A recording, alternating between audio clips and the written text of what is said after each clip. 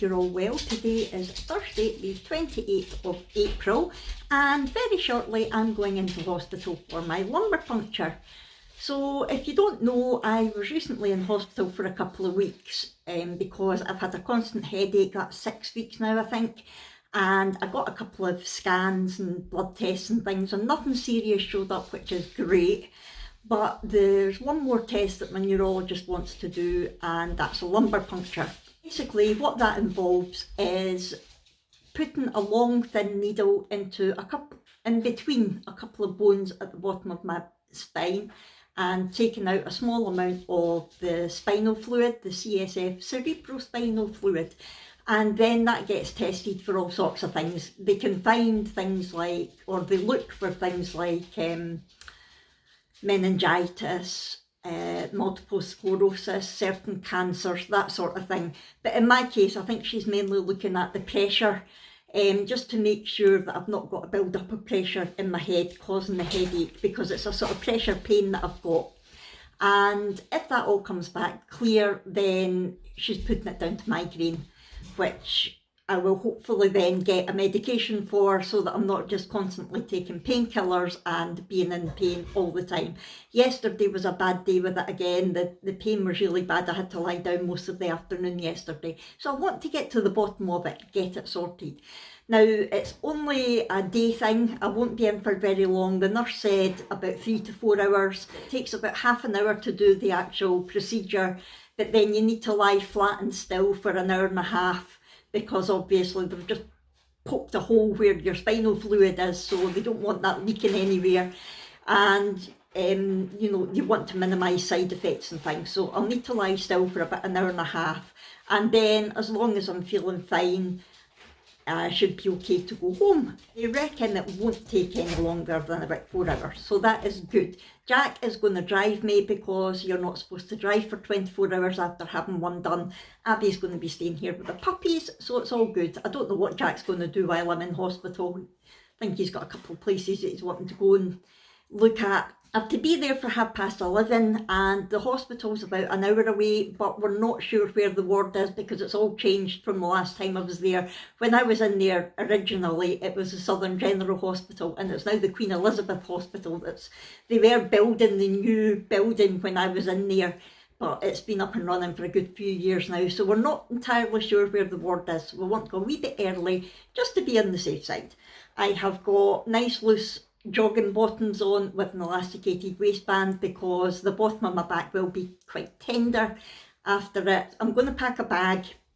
I'm going to take with me my lunchtime medication, take my tablet with me so that I can amuse myself when I'm lying flat. I don't know what the internet's like there, but there's games on it that I can play. And I'm going to take a drink and maybe a bit of chocolate, you know, just to cheer me up a wee bit. Chocolate always cheers me up. And I think that's all that I need to take. I'll find out more when I get there about the recovery and things, but hopefully it won't take me long to recover, because we're going away again for the weekend tomorrow. I got the phone call on Monday to say we can fit you in Thursday or Friday, and I was like, Thursday please, because I know that we're going away tomorrow. So yeah, hopefully it'll all be done and dusted, and I'll be fit as a fiddle tomorrow for going away, because I need to be doing my marshalling duties again Saturday, Sunday and Monday. But that is a separate vlog. I'm going to head off now. It's about 8:30, I think. Brooke's away to school. I will probably, I don't normally eat until about 10 o'clock, but because we're leaving at that time, I'll probably have my porridge about 9:30. As far as I know, I can eat and drink as usual. It's not like an anaesthetic or anything like that. So I will probably have my porridge about 9:30, and then we will head off about 10. So I will catch up with you when we are on our way. Right, it's 5 to 10. That's us in the car, ready to head off. Might get a wee cheeky Costa on the way. Who knows?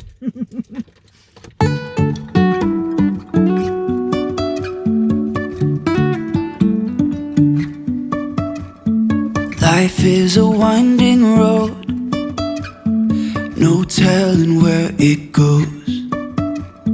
Driving through days and nights, won't stop for traffic lights.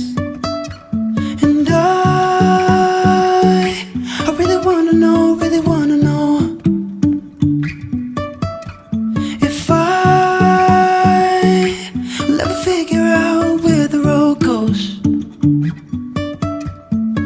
even if I'm falling down, I will keep on searching for my highs. That's me. I had the lumbar puncture. It took 2 hours and 2 doctors, but we got there. So I now need to lie here for a couple of hours, lie flat, and then hopefully I'll see Dr. Baird before I go. But by the sounds of things, the pressure was fine, so that was the main thing she was looking for. So who knows where we go from here. Well, that's me in the car ready to head home.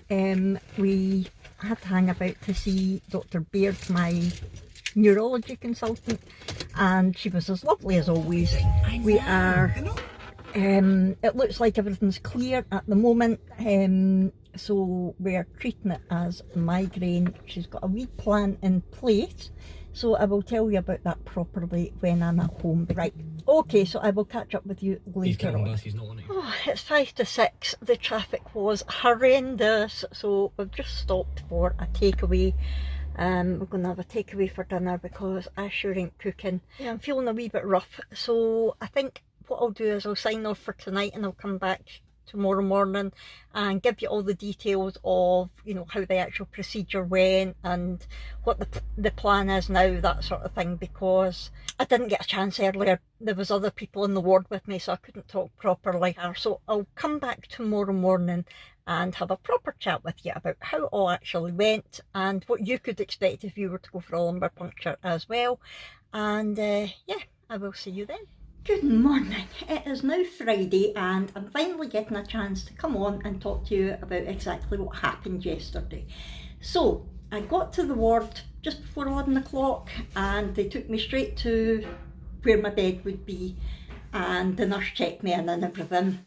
The doctor came round about 20 past 11, so 10 minutes before I was even meant to be there, the doctor was there, went through the whole procedure with me, told me about like any risks and side effects and things like that, and asked me to sign the consent form, which was fine. About 11:30 on the dot pretty much, they came and took me through to the treatment room. Now it wasn't a theatre or anything like that, it was pretty much just like a storage room come treatment room. I didn't need to put a gown on or anything, they just kept me in my own clothes, which I was quite shocked at. And I lay on, it's like, you know, the sort of bed table things that you get in the doctor's surgery. I lay on one of them, and to get a lumbar puncture you need to lie on your left side because of the way the anatomy is. You lie on your left side curled into a tight ball as much as you can. So that's basically all I had to do.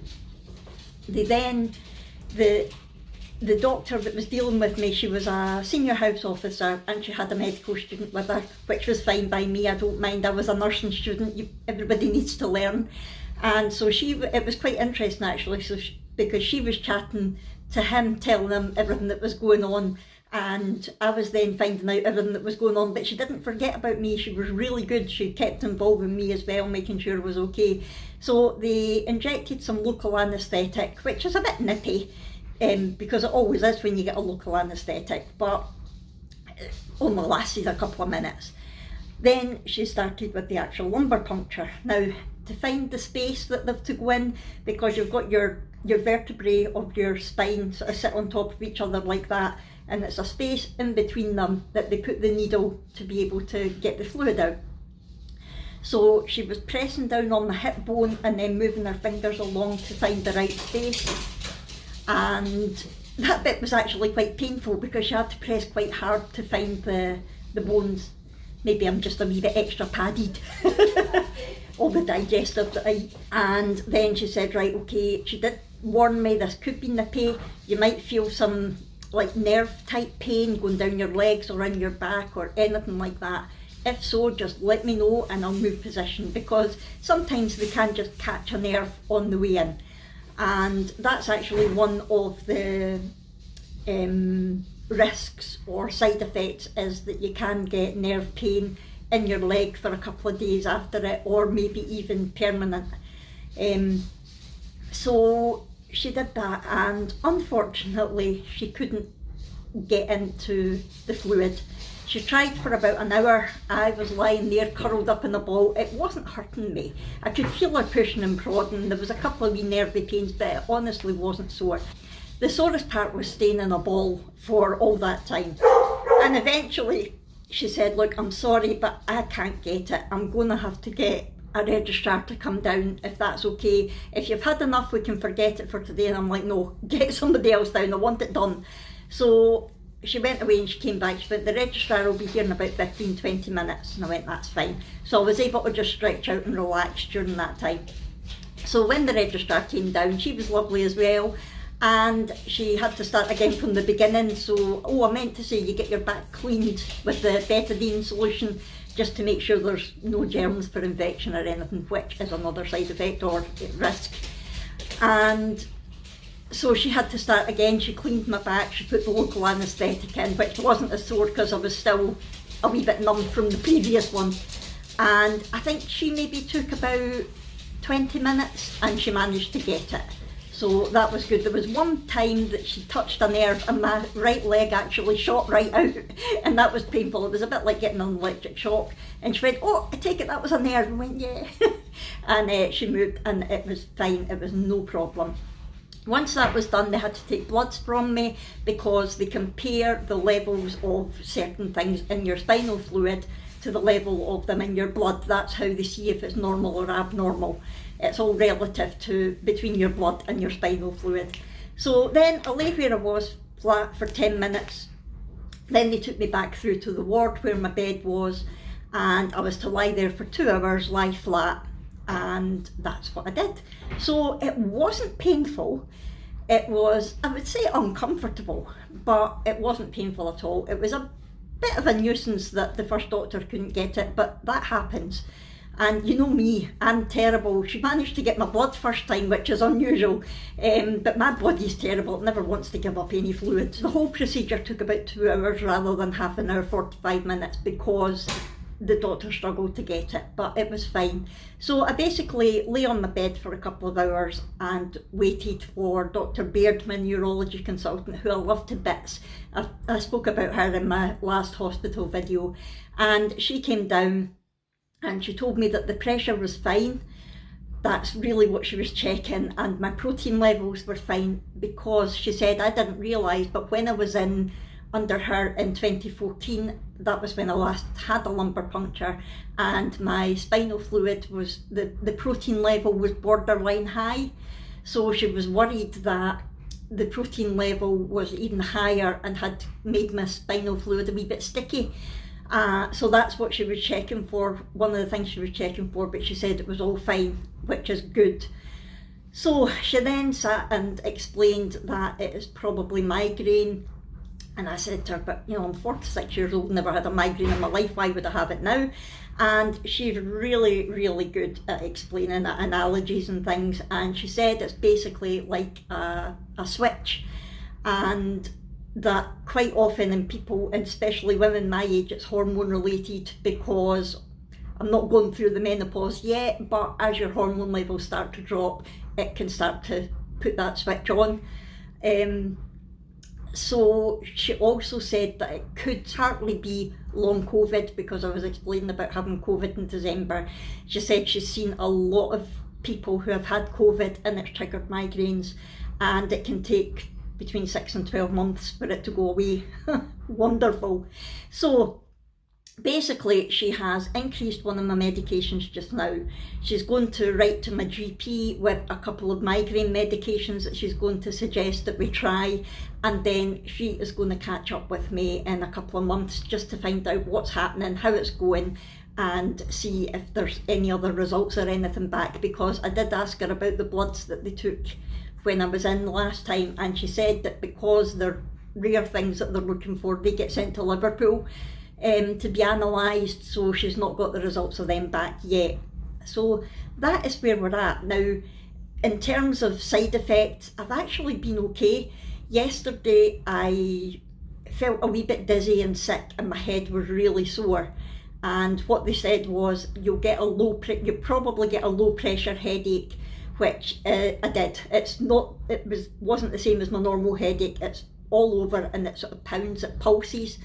and they said the best thing for that is caffeine. So take full fat Coke, full fat Pepsi, whatever, tea, coffee, whatever caffeine you can, take as much of it as you can. Get some chocolate in you. And I was like, yes, I'm liking this. This is the kind of medicine I like.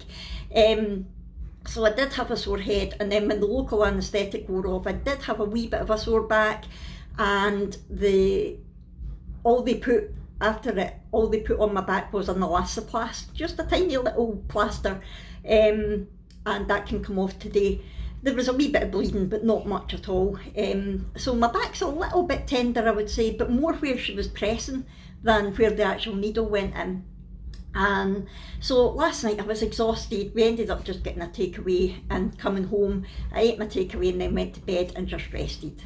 That's basically all it entailed. I'm not bad this morning. I'm okay to go away to Glams, which we're about to do. So I'm going to start my weekend vlog just now as well.